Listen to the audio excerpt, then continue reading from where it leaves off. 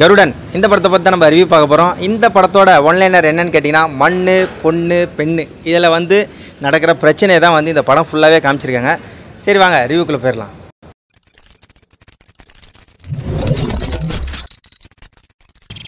Okay, இந்த படத்தோட one-liner பார்த்துருப்பீங்க. இதில் வந்து நம்ம சூரி வந்து ஒரு முக்கியமான ரோலை ப்ளே பண்ணியிருக்காரு. ஆனால் நான் என்ன நினச்சிருந்தேன் அப்படின்னு பார்த்தீங்கன்னா, விடுதலை படம் மாதிரி இதில் வந்து இவர் தான் வந்து ஹீரோவோ அப்படின்னு தான் நான் நினச்சி வந்தோம்ல. எப்பவுமே படம் பார்க்கும்போது பிளைண்டாக தான் வருவேன். ஆனால் கடைசியில் வந்து இதில் வந்து சசிகுமாரும் அவரோட ஃப்ரெண்டும் வந்து தான் வந்து ஹீரோ மாதிரி நம்மளுக்கு காமிச்சிருக்காங்க.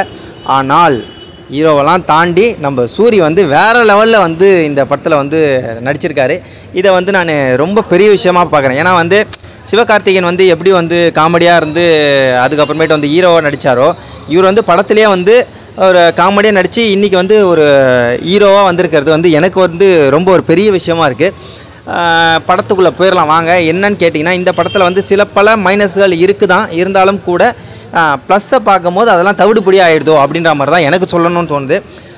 இன்டர்வல் பிளாக்கு பார்க்கும்போது உங்களுக்கு கூஸ் பம்ப்ஸ் வரலன்னா உங்கள் கையிலலாம் முடியலையோ அப்படின்ற மட்டும்தான் நான் இந்த பதிவில் நான் சொல்ல வரேன். ஏன்னு கேட்டிங்கன்னா, காந்தாரா அதில் வந்து நாங்களும் காந்தாரா எடுப்போண்டா அப்படின்ற மாதிரி வந்து நம்ம ஆளுங்க காமிச்சிருக்காங்களோ அப்படின்ற மாதிரி தான் எனக்கு தோணுது.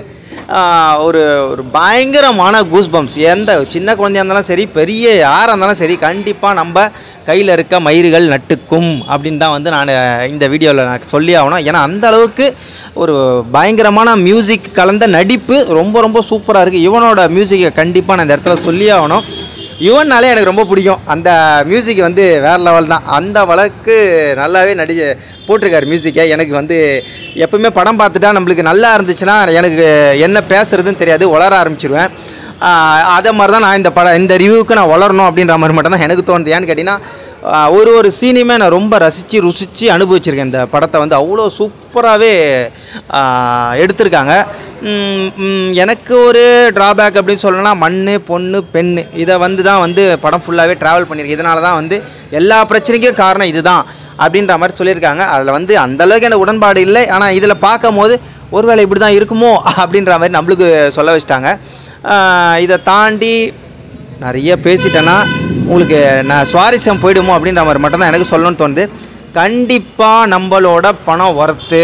நல்லா ஞாபகம் வச்சுக்கிங்க, நம்மளோட உயிருக்கும் மேலே இருக்கிறது நம்ம டைமு. அந்த டைமை நீங்கள் கண்டிப்பாக 2 மணி நேரம் 14 நிமிஷம் நீங்கள் தாராளமாக ஸ்பெண்ட் பண்ணலாம் அப்படின்றத வந்து நான் கண்டிப்பாக தெரிவிச்சுக்கிறேன். இதை வந்து ஃபேமிலியோடு பார்க்கலாம். பட் ஆனால் வந்து அடல்ட்டு மட்டும் பார்த்தா நல்லாயிருக்கும் அப்படின்ற மாதிரி மட்டும்தான் எனக்கு தோணுது. குழந்தைகள் வந்து ஏன் பார்க்கக்கூடாதுன்னு கேட்டிங்கன்னா, என்னை பொறுத்த வரைக்கும் ரத்தம் தெறிக்க இருக்குது. அது இல்லாமல் ராவாக காட்டுறாங்க. அது வந்து எனக்கு கொஞ்சம் இதை வந்து தவிர்த்திருக்கலாமோ, இல்லை ப்ளர் பண்ணி காமிச்சிருக்காங்க சில இடத்துலலாம். இருந்தாலும் கூட இதை வந்து குழந்தைகள் பார்க்க முடியாது. அந்தளவுக்கு ரொம்ப கொஞ்சம் ராவாக தான் இருக்குது. சரி மக்களே, வேறு ஒரு பதிவில் பார்க்கலாம். நன்றி, வணக்கம், பாய்.